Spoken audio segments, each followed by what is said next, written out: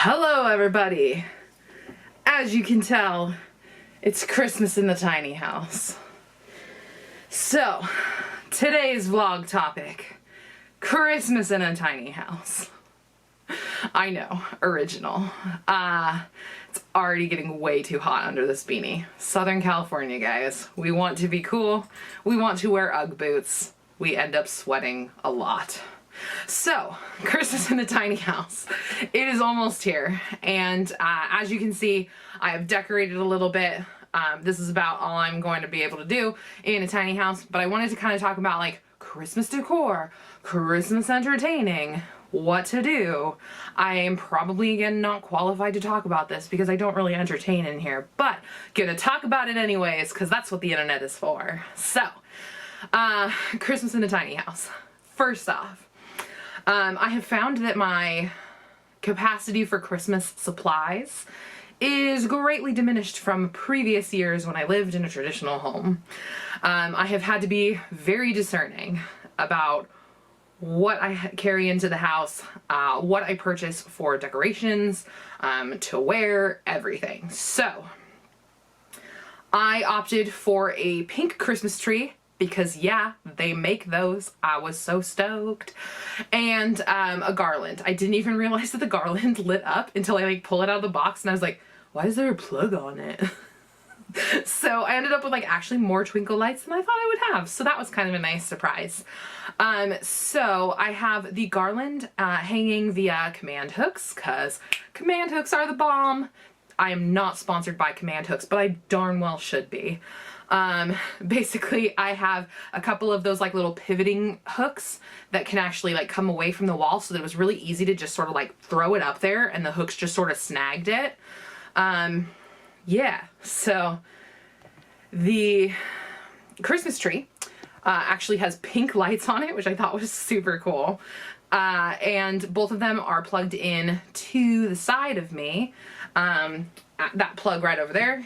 And so basically, this area is where I'm like focusing my Christmas energy. I also have a pink stocking. Actually, here, I can pull that down. That I made myself. It's reversible. It has flowers on the other side. And I put pink fur on it because, you know, they make that. Why not? So, that is basically everything I have in the house for Christmas, specifically. I wanted to make sure that they matched the decor really well so that it wasn't like me just like plopping down like a lot of red, because that's not really my color in here.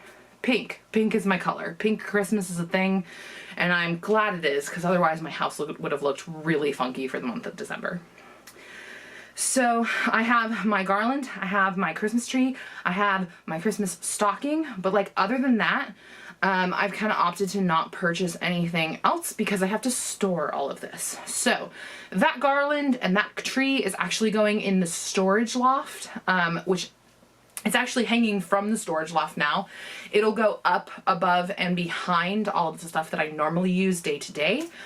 Oh my gosh, it's getting really warm in this Christmas sweater and this Christmas beanie. Whew. Merry Christmas to me. So, as far as Christmas decor, my plan for like next year and the coming years is to put out these two elements again, put out my Christmas stocking again, and then maybe work on some like temporary decorations. So I'm thinking like things like paper chains or even some like maybe like pom-pom garlands, because those can be like replaced, reused, given away at the end of the year. And it's not really a big deal because like it's a paper chain. But everything permanent is basically going to be these two items. As far as entertaining, I think it's totally possible in a tiny house. You just kind of have to plan ahead.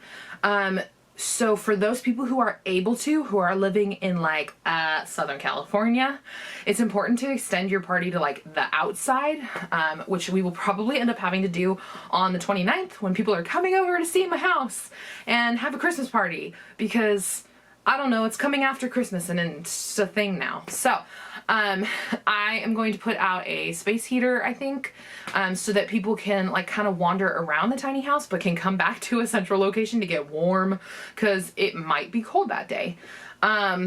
There also are like ways that I could kind of like rearrange and push stuff into the bathroom if I needed to, make more space so that they can kind of wander around here.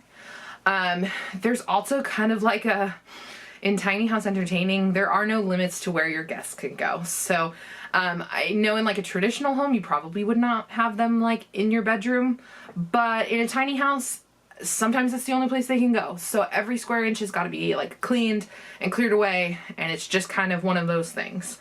For entertaining though, I do have this lovely couch, and that fits like almost 3 people.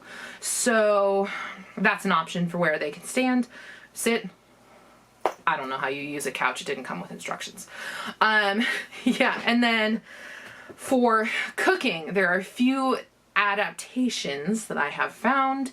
I have basically a 2-burner stove and a microwave and a waffle iron. So depending on what you want to make, you got to pick between those 3 appliances.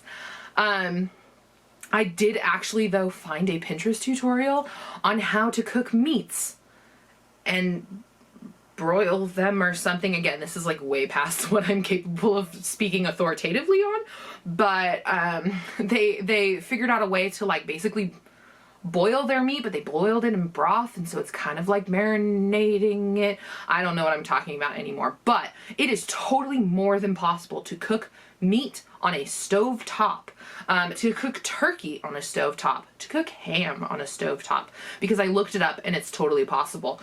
I still don't understand it, and I will probably be going to my parents to eat, but it exists. Aren't we glad?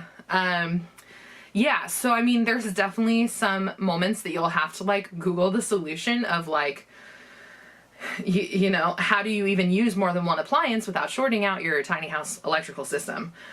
Because you definitely cannot be like in a traditional home where you run 2 ovens and a microwave and all the stove burners at the same time and everything works out fine. You kind of have to plan ahead a little bit more than that. But yeah, it's totally doable. As far as like Christmas morning, I am not really sure what I'm going to be doing. I'm assuming most activities will be at my parents' house.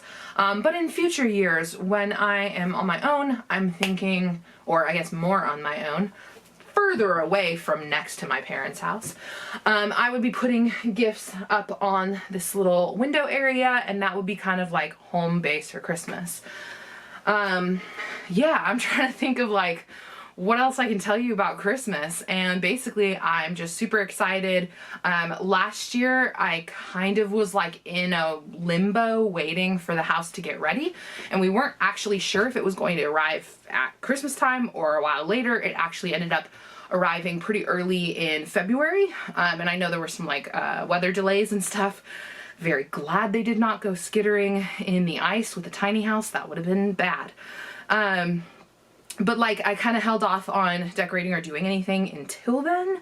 So this is the first year that I've really gotten to like think about Christmas in my tiny house. It's been kind of exciting to like think about a lot of things. So it's been moving in for most of this year and trying to figure out where things fit and figuring out what the decor would be and figuring out how to fit all of my art supplies in every nook and cranny of the house.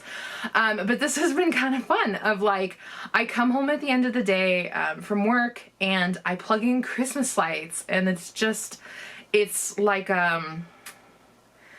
entering a new level of like tiny house cuteness that I've been really enjoying.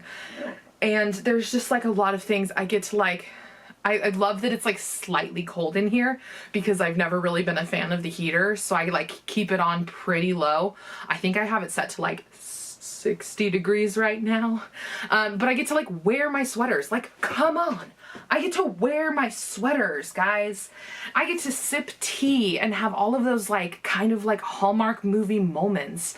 Yeah, and it looks like I'm about to run out of battery. So I'm going to end by wishing you all a very happy holidays, Merry Christmas to those who celebrate it, and be sure to leave a comment if you have any tiny house questions, and I will see you next time.